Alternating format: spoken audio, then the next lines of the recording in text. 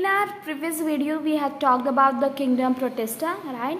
तो हमने kingdom Protista के बारे में बात की थी एंड वहाँ पर हम लोगों ने बहुत सारे ऑर्गेनिजम्स के बारे में भी बात की थी, लाइक ऑफ सब कैटेगरीज जैसे कि यूग्लिनॉइड्स हो गए। एंड हमने यहाँ पर बहुत सारी चीज़ें डिस्कस की थी प्रोटिस्टा किंगडम के बारे में, राइट? तो ये तो बहुत ही इंटरेस्टिंग किंगडम है। उसमें एक सब कैटेगरीज हमारी बची थी जो कि थी प्रोटोजोआन्स। तो प्रोटोजोआन्स के बारे में हमें आज डिस्कस करना है। इस वीडियो में मैंने आपसे कहा था हम नेक्स्ट वीडियो में डिस्कस करेंगे। तो today's video is about protozoan. So let's discuss some general characteristics. General characteristic की बात अगर हम कर रहे हैं तो दे आर हेट्रोट्रॉप्स। हेट्रोट्रॉप्स का मतलब क्या होता है? हेट्रोट्रॉप्स का मतलब होता है that they are dependent upon other organism for their nutrition. अब हेट्रोट्रॉप्स में बहुत सारी कंडीशंस आती हैं, सेप्रोफाइटिक कंडीशन आती है, पैरासाइटिक कंडीशन आती है। तो पैरासाइट्स में क्या होता है कि ये दूसरे ऑर्गेनिज्म पे डिपेंडेंट होते हैं, उनकी बॉडी पे रहते हैं and then they extract their nutrition. और हमारा जो सेप्रोफाइट होता है वो होता है कि डेड एंड डिकेइंग मैटर पर ये डिपेंड करते हैं, ठीक है। अब यहाँ पर मैंने आपको सेप्रोफाइट्स और पैरासाइट्स के बारे में बताया, तो ये हो गया। जो सेप्रोफाइट्स हैं वो हमारे प्रेडेटर्स होते हैं, मतलब कि वो अटैक करते हैं ऑर्गेनिज्म पर, फिर वो अपना न्यूट्रिशन लेते हैं। और दूसरा हम लोगों ने पैरासाइट्स के बारे में पढ़ाई था कि पैरासाइट्स होते हैं यानी कि वो दूसरी बॉडी होस्ट में रहते हैं और वहाँ से अपना न्यूट्रिशन डिराइव करते हैं। And they are primitive relative of animals, मतलब इनकी जो कैरेक्टरिस्टिक है वो एनिमल्स से रिजेंबल करती है। तो हम इन्हें प्रिमिटिव रिलेटिव यानी कि सिंपल फॉर्म ऑफ एनिमल्स बोल सकते हैं। प्रिमिटिव मीन्स जो सिंपलेस्ट स्ट्रक्चर होता है एनिमल्स का, हम उससे इनके नेम को डिराइव कर सकते हैं, राइट? अगर हम प्रोटोजोआस की डिवीजन की बात करते हैं तो वी हैव 4 डिविजन्स। पहला है अमीबॉइड प्रोटोजोआन्स, दूसरा होता है flagellates protozoan, third one is ciliated and last one is sporozoans. तो हम एक एक करके सारे सब कैटेगरीज की प्रॉपर्टीज़ को डिस्कस करेंगे। तो सबसे पहले आता है अमीबॉइड प्रोटोजोआन्स। तो अमीबॉइड प्रोटोजोआन्स क्या होते हैं? अमीबॉइड प्रोटोजोआन्स ऐसे एरियाज़ में मिलते हैं जहाँ का फ्रेश वाटर होता है, सी वाटर होता है या फिर मॉइस्ट सॉइल। मतलब कि फ्रेश वाटर और सी वाटर इनका मेन एरिया ऑफ लिविंग होता है, और मॉइस्ट सॉइल यानी कि ऐसे सॉइल जिसमें वाटर कंटेंट, वाटर परसेंटेज ज़्यादा होता है, वहाँ पर भी ये मिल सकते हैं आपको, राइट? और नेक्स्ट पॉइंट जो दिया हुआ है ये इंपॉर्टेंट है, दैट इज़ कि move and capture their prey by putting out pseudopodia, that is false food. तो ये क्या करते हैं कि इनकी एक स्ट्रक्चर होता है इनकी बॉडी में जिसको हम स्यूडोपोडिया कहते हैं। स्यूडोपोडिया, स्यूडो मीन्स होता है फॉल्स, मतलब फॉल्स फीट होता है इनका। वैसे तो ये एक जस्ट इरेगुलर शेप में होते हैं अमीबा के स्ट्रक्चर में, like this you have amoeba your example. तो ये क्या करता है कि जब देखता है कि यहाँ पर कोई फूड है, इंसेक्ट है, प्रे है, तो ये स्ट्रक्चर जो स्यूडोपोडिया होता है वो यहाँ से हैंड लाइक स्ट्रक्चर बाहर निकलता है और ये एक एरिया में इसको ऐसे कवर कर लेता है। तो जब वो इसको कवर कर लेता है तो ये हमारा जो फूड है वो बाहर नहीं निकल पाता है और वो उसको क्या करता है, इंजेस्ट कर लेता है अपनी बॉडी में। और यहाँ पे क्या होता है कि ये जो स्ट्रक्चर हमारा यहाँ पर बना है ये क्या होता है, ओपन हो जाता है जब ये स्ट्रक्चर यहाँ पर प्रे के पास पहुँचता है। तो इस स्ट्रक्चर को ही हम क्या कहते हैं, स्यूडोपोडिया, ठीक है। और जो मराइन फॉर्म्स होते हैं यानी कि जो सी वाटर में अवेलेबल हमारे प्रोटोजोआन्स होते हैं उनके ऊपर सिलिका सेल होती है। सिलिका सेल के बारे में हमने अपने लास्ट वीडियो में डिस्कस किया था।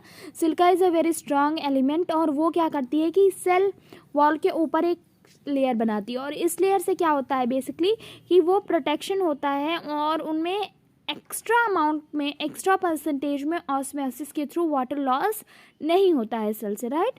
तो ये तो था हमारा अमीबॉइड प्रोटोजोआन के बारे में इंफॉर्मेशन। अगर हम बात करते हैं एग्जाम्पल्स की, तो जो एंट अमीबा होता है हमारे बॉडी में भी मिलता है ये, तो वो पैरासाइट होता है। वो क्या करता है कि हमारी बॉडी के अंदर रहता है, वहाँ से न्यूट्रिशन डिराइव करता है और as well as it harms us also, ठीक है। तो ये पैरासाइट फॉर्म का हो गया आपको एग्जाम्पल। और आपका अमीबा जो होता है वो आपको सेप्रोफाइटिक फॉर्म ऑफ अमीबॉइड प्रोटोजोआन्स की तरीके एक्ट करता है, ठीक है। और अमीबा में एक कॉन्ट्रैक्टाइल वैक्यूल होता है। कॉन्ट्रैक्टाइल वैक्यूल क्या करता है कि एक्सक्रीशन और ऑस्मो रेगुलेशन में ये हेल्प करता है। ये बहुत इंपॉर्टेंट पॉइंट है, इसको मार्क कर लीजिए। ये वैक्यूल क्या करता है, एक्सक्रीशन में हेल्प करता है और ऑस्मो रेगुलेशन, मतलब वाटर कंटेंट जितना भी लॉस होना है, जितना भी एब्जॉर्प्शन होना है, उसकी बॉडी का में regulation osmo regulation through process के होता है। तो ये पूरा आपका जो पॉइंट्स थे ये थे एमीबॉयड प्रोटोजोअन्स के बारे में। अब हम आते हैं फ्लैजिलेटेड प्रोटोजोअन्स के बारे में। तो ये दो फॉर्म में हमें मिल सकते हैं, या तो ये फ्री लिविंग होते हैं या फिर पैरासाइटिक होते हैं। फ्री लिविंग यानी कि इन्वायरमेंट में हमें फ्री फॉर्म में मिल जाते हैं, और पैरासाइट्स यानी कि ये होस्ट बॉडी के अंदर भी अवेलेबल होते हैं। As its name is there flagellated, तो इनमें फ्लैजुला प्रेजेंट होता है, एंटीनन लाइक स्ट्रक्चर होता है जो कि कॉकरोच जैसे प्रेजेंट होता है, और वो क्या करता है, इनके मूवमेंट में हेल्प करता है, राइट। और ये पैरासाइट फॉर्म में अगर होते हैं तो ये एक डिजीज़ भी कॉज करते हैं जिसको हम कहते हैं स्लीपिंग सिकनेस, राइट। और ये स्लीपिंग सिकनेस हमारी बहुत ही डेंजरस होती है, लाइक हम हमेशा रेस्टलेस फील करते हैं, we feel like fatigued all the time, और इससे हमारी बॉडी में बहुत सारा डैमेज होता है। अगर हम पैरासाइटिक फॉर्म की बात करते हैं तो एग्जाम्पल है ट्राइपैनोसोमा। तो ट्राइपैनोसोमा हमारा फ्लैजिलेटेड फॉर्म ऑफ प्रोटोजोअन्स का एक एग्जाम्पल है। हमने एमीबॉयड में एग्जाम्पल दो पढ़े हैं, पहला पढ़ा है एंट एमीबा जो कि पैरासाइटिक फॉर्म होता है, और दूसरा होता है हमारा एमीबा जो कि हमारा सेप्रोफाइटिक फॉर्म में होता है। नेक्स्ट आते हैं हम सीलिएटेड प्रोटोजोअन्स के ऊपर, राइट।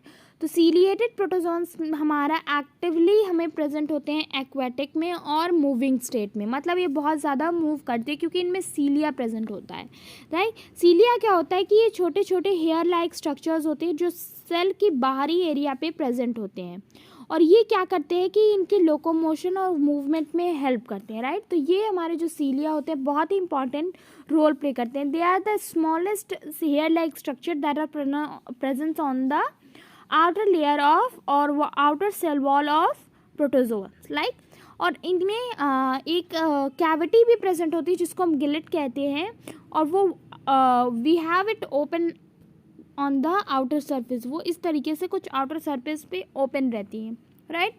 तो ये क्या करता है कि जो सीलिया हमारा जब मूवमेंट होता है सीलिया का, तो ये वाटर में आपको यहाँ पर प्रेजेंट है, तो यहाँ पर बहुत सारे ऑर्गेनिज्म भी प्रेजेंट होंगे, राइट।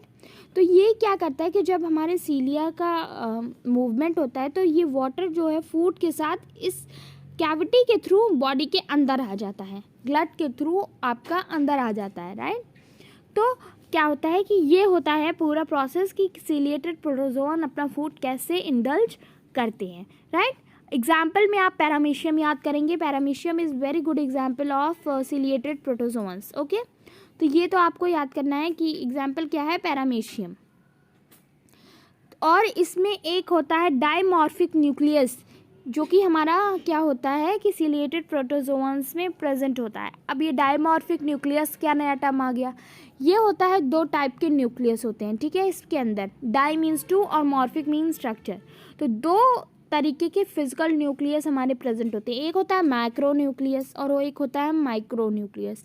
मैक्रो एंड माइक्रो में बहुत डिफरेंस होता है। माइक्रो इज की सबसे छोटा और macro is something little bigger than micro, ठीक है। तो जो माइक्रो हमारा होता है, सबसे पहले माइक्रो की बात करते हैं, तो जो हमारा सबसे छोटा वाला न्यूक्लियस होता है वो रिप्रोडक्शन के लिए रिस्पॉन्सिबल होता है। और फिर जो एक दूसरा न्यूक्लियस होता है मैक्रो न्यूक्लियस, वो मेटाबॉलिक एक्टिविटीज़ को कंट्रोल करता है। मेटाबॉलिक एक्टिविटीज़ क्या होती हैं, लाइक रिप्रोडक्शन हो गया हमारा, एक्सक्रीशन, डाइजेशन, इंजेशन, ये सारे हमारे मेटाबॉलिक एक्टिविटीज़ होती हैं। तो ये सारे जो हैं हमारे प्रोसेसेस वो हमारा डाइमॉर्फिक न्यूक्लियस के थ्रू होता है। ये ऐसे भी प्रेजेंट हो सकते हैं कि एक न्यूक्लियस में दो डिवीजन कर दिया जाए और उसके अंदर दो जगह पर हमारा जेनेटिक स्ट्रक्चर रख दिया जाए, इस तरीके से भी होता है। और जेनेटिक स्ट्रक्चर की अगर बात करें तो या तो इनमें डीएनए होता है या फिर आरएनए होता है। दोनों चीज़ें कभी भी हमारा यूनिसेलुलर ऑर्गेनिज्म में नहीं मिल सकती हैं, because they are not capable of dealing with those two genetic characters, right. Last पे आते हैं स्पोरोजोअन्स के बारे में। स्पोरोजोअन्स हमारे क्या हैं कि इनमें छोटा सा इन्फॉर्मेशन दी हुई है, include diverse organism with spore like infection stage in their life. तो हमारा स्पोरोजोअन्स में कोई स्पेसिफिक ऑर्गेनिज्म नहीं दिया गया है, ठीक है। इसमें सिर्फ इतना कहा गया है कि ऐसा कोई भी ऑर्गेनिज्म जिसमें स्पोर लाइक इन्फेक्शन स्टेज होती है उसकी लाइफ में, यानी कि एक ऐसी स्टेज होती है उसकी लाइफ में जो क्या करती है कि स्पोर फॉर्मेशन होता है और उस स्पोर से कोई इन्फेक्शियस डिजीज़ होती है, तो ऐसे ऑर्गेनिज्म को हम स्पोरोजोअन्स कहते हैं, ठीक है। तो सबसे इम्पॉर्टेंट चीज़ जो याद करने वाली है वो ये है कि कोई भी ऑर्गेनिज्म है, अगर ऑर्गेनिज्म ए और बी हमारे पास दो हैं, अब हमें पता करना है कि इसमें से कौन से स्पोरोजोअन्स हैं। तो स्पोरोजोअन को पता करने के लिए हम क्या देखेंगे कि इनकी जो पूरी लाइफ साइकिल है, बी की जो पूरी लाइफ साइकिल है, उस लाइफ साइकिल में स्पोर कहाँ पर बन रहे हैं और उस स्पोर से कहीं हमारा कोई इन्फेक्शन कॉज हो रहा है। अगर हो रहा है तो वो स्पोरोजोअन होंगे, और अगर नहीं हो रहा है तो वो स्पोरोजोअन नहीं होगा। सेम इज़ विद ऑर्गेनिज्म ए। तो लाइक एग्जांपल आपका देख सकते हो Plasmodium. Plasmodium is responsible for causing malaria, right. तो मलेरिया कॉज करने के लिए ये spore like formation of stage से गुजरता है अपनी लाइफ साइकिल में। तो ये तो था पूरा हमारा किसके बारे में, प्रोटोजोअन के बारे में। आई होप कि ये टॉपिक आपको क्लियर हो गया होगा, एंड अगर कोई डाउट रह जाता है तो do ask in the comment section and stay tuned for the next video.